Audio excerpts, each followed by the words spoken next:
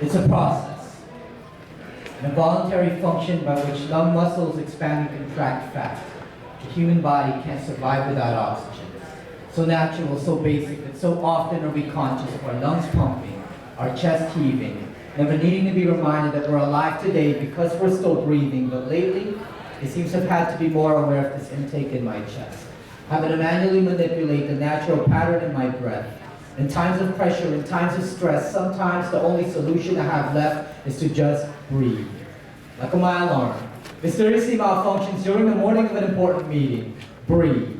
Like when my cell phone decides to disconnect during an important conversation. Breathe.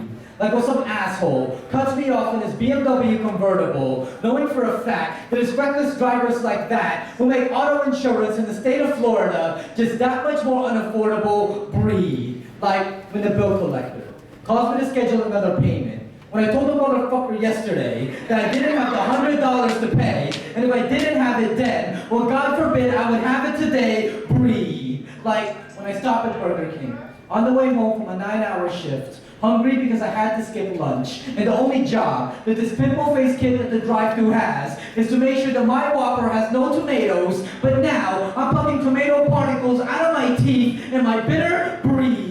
Like when the bank, and since y'all are college students, you should know this, right? Like when the bank charges me a $30 overdraft fee because of a $2 purchase. But when I call customer service about this injustice, I have to repeat myself 10 times to a voice-activated menu who won't even let you talk to a human being until it registers your account number correctly. 4, damn it, I said 4! Breathe. Tax siren pregnancy tests, too many bills and not enough checks, and all the other irritating situations that disturb your peace. Throw all the tantrums you want, kick all the furniture you need, but when the dust settles, all you can do is just breathe. Until the one day everything falls into perspective.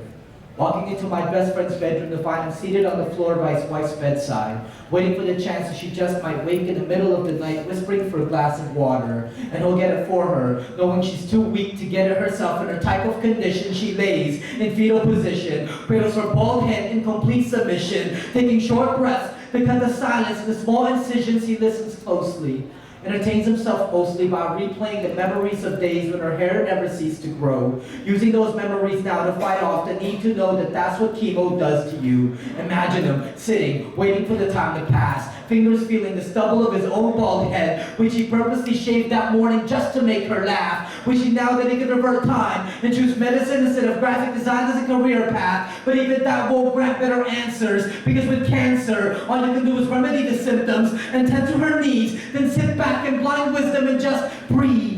So precious, so full of life, that despite all of our trials, tribulations, and strife, I'm beginning to realize that nothing is more essential than the feeling of being alive. And struggle, well, that's just freedom, waiting to unfold. And freedom is just the breath that refuses to grow old. And the breath is just a soundtrack to the stories of life that need to be told. So to you I offer this life. To you I offer this peace. To you I offer the simple solace of oxygen being inhaled and released. Because anything worth happening happens between the inhale and the exhale, between conception and death. And time fills the spaces between with a beat by which we tune our breath. Time is ticking, slipping, faster than we can expect. So I can afford any more time trying to define what comes next. I'm living now. I'm living today. I'm living as if the entire world is my stage. My God is watching, waiting on me to achieve. So I respond by holding my breath the moment I step up to the mic to speak. And when my time is done, I return to my seat, knowing that with every breath, I live my life to its very best, and only then will I breathe.